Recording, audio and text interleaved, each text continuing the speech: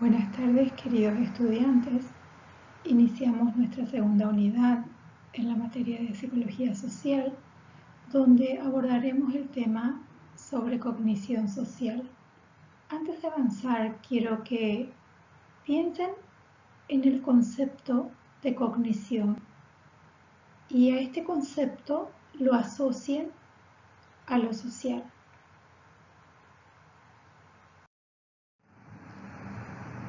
Cognición es el proceso mental que se encuentra detrás de cada comportamiento. También podríamos decir que cognición es el acto de conocimiento que obtenemos por la capacidad de pensar, recibir, recordar, comprender, organizar y dar uso a esa información recogida. La cognición social es un campo de estudio que durante los últimos 20 años se ha consolidado como uno de los ámbitos de investigación e intervención con mayor proyección transdisciplinar.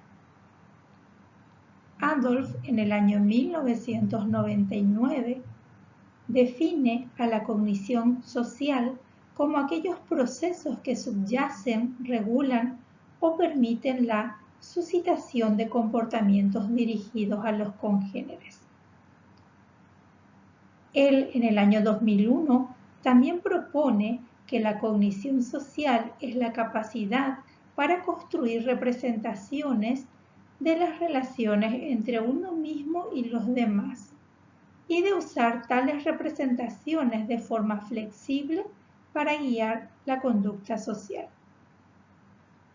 En psicología social se emplea este término para referirse a las maneras en que interpretamos, analizamos, recordamos y empleamos la información sobre el mundo social.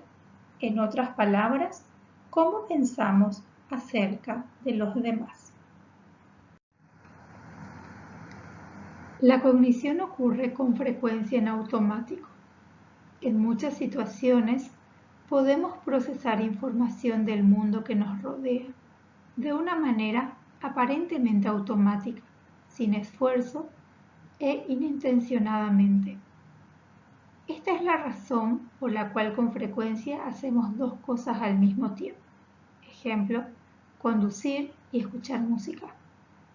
O atar los cordones de nuestros zapatos mientras conversamos con un amigo. El cerebro humano puede ser comparado con un ordenador. Recordarán entonces las clases de psicología general cuando estudiaron sobre la memoria, donde aprendieron los conceptos de memoria sensorial, memoria a corto plazo, memoria a largo plazo. Establecieron cómo funciona cada una de esas memorias, la relación entre ellas, sobre cómo influye el repaso, los pasos para la codificación y la recuperación de la información, cómo ocurre el olvido, sus teorías, causas. La cognición social ha llamado la atención sobre el hecho de que nuestros recursos cognitivos son limitados, lo que obliga al ser humano a hacer usos de algunas estrategias que le permiten manejar esas informaciones. Examinaremos primero un componente básico del pensamiento social, los esquemas. Estos son marcos mentales que nos permiten organizar gran cantidad de información de manera eficiente. Sin embargo, una vez formados estos marcos, ejercen fuertes efectos en el pensamiento social, efectos que no siempre son favorables desde el punto de vista de su precisión. Tales marcos, conocidos como esquemas, son estructuras mentales que nos ayudan a organizar la información social y que guían nuestro procesamiento. Generalmente los esquemas se centran alrededor de un tema particular. Por ejemplo, si tengo una experiencia con restaurantes de comida rápida, que son excelentes porque no se pierde tiempo, la comida es buena y el costo no es muy alto, y tengo que viajar y encontrarme en un país en el cual no conozco los restaurantes de la zona ni los tipos de comida, seguramente buscaré un restaurante de comida rápida. El esquema que fue activado puede ser descrito como esquema de restaurantes, que es un mapa mental construido a través de la experiencia en muchos restaurantes previos, que me ayudan a dar sentido a la información social nueva con la que uno se relaciona. Tales esquemas son moldeados claramente por la cultura en la cual vivimos. Los esquemas se han formado, ejercen efectos poderosos en muchos aspectos de la cognición social y por lo tanto en nuestro comportamiento social. ¿Cómo influyen los esquemas en el pensamiento social? Los resultados de las investigaciones sugieren que los esquemas ejercen efectos importantes en tres procesos básicos: la atención, la codificación y la recuperación. Recordemos que la atención se refiere a qué información percibimos, la codificación al proceso a través del cual la información que percibimos es almacenada en nuestra memoria. Finalmente, la recuperación se refiere al proceso a través del cual recuperamos información de la memoria para usarla de alguna manera, por ejemplo, haciendo juicios sobre las otras personas. Se ha encontrado que los esquemas influyen en todos estos aspectos básicos de la cognición social. En relación a la atención, frecuentemente los esquemas actúan como un tipo de filtro. Es más probable que la información que sea consistente con ellos sea percibida y por tanto entre en nuestra conciencia. La información que no encaja con nuestros esquemas es con frecuencia ignorada, a menos que sea tan intensa que no se puede evitar percibirla. Incluso entonces tiende a ser descartada como la excepción que rompe la regla. Pasando a la codificación. ¿Qué información entra a la memoria?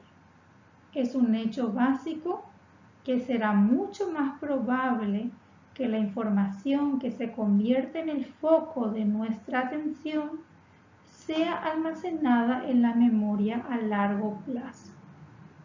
Por tanto, de nuevo se codifica la información que es consistente con nuestros esquemas. Sin embargo, la información que es llamativamente inconsistente con nuestros esquemas puede ser en ocasiones codificadas en lugares separados y bajo un único rótulo, ocasionando esto que esa información pueda no ser recordada o no ser encontrada con facilidad. Pasando al tercer proceso de recuperación de la memoria. Las investigaciones sugieren que la gente tiende a manifestar en mayor medida el recuerdo y uso de la información que es consistente con los marcos de comparación con la información que es inconsistente. Sin embargo, esta acción puede provenir potencialmente de diferencias en la memoria real o provenir simplemente de tendencias de una respuesta. La información inconsistente con los esquemas puede estar frecuentemente presente en la memoria, incluso más que la información consistente con los esquemas, pero la gente simplemente tiende a describir solo la información consistente con sus esquemas. El conocimiento previo está almacenado y organizado en una especie de estructura cognitiva, que son representaciones mentales sobre una determinada categoría de estímulos y que nos sirven para interpretar en concreto. Veamos algunos tipos de esquemas. Esquemas de persona. Es el conocimiento almacenado que tenemos acerca de determinados tipos de individuos, grupos, de cómo son y cómo se comportan. Aquí se incluirían las llamadas teorías implícitas de la personalidad. También tenemos esquemas sobre personas pertenecientes a grupos, como inmigrantes, feministas, ecologistas. Ya en otro momento estaríamos hablando sobre lo que son los estereotipos. Los esquemas de roles. Estos esquemas contienen informaciones sobre cómo son y cómo se comportan las personas que ocupan un determinado rol en un grupo o en una sociedad. Ejemplo, el médico. Sabemos qué rol ocupa y qué debemos esperar de ella. Esto nos permite comprender y tener expectativas sobre las metas y acciones de estos individuos y saber cómo deberíamos interactuar con ellos. Los esquemas de situaciones se refieren a lo que se espera que ocurra en un determinado lugar o situación. Ejemplo, si vamos a la universidad, se esperan que los docentes puedan impartir clases. Esquemas del yo. Este tipo de esquema incluye la idea más distintiva y central que tenemos de nosotros mismos. Cada persona posee múltiples autoesquemas, uno por cada faceta de su autoconcepto. Juntos, los esquemas del yo son por lo tanto mucho más complejos que los esquemas de persona. Esquemas sociales.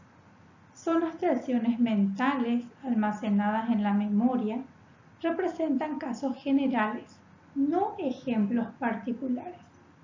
Gracias a la información almacenada que contienen las distintas categorías de estímulos, nos ayudan a interpretar la información social que recibimos y guían nuestros procesamientos de información, haciendo mucho más fácil entender el complejo mundo en el cual nos movemos.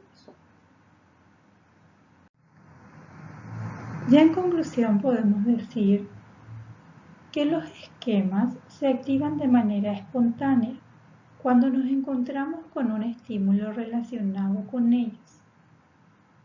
Una vez que se activa un esquema, dirige nuestra atención hacia la información relevante, nos ayuda a interpretar y guiar la recuperación de dicha información cuando queremos recordar.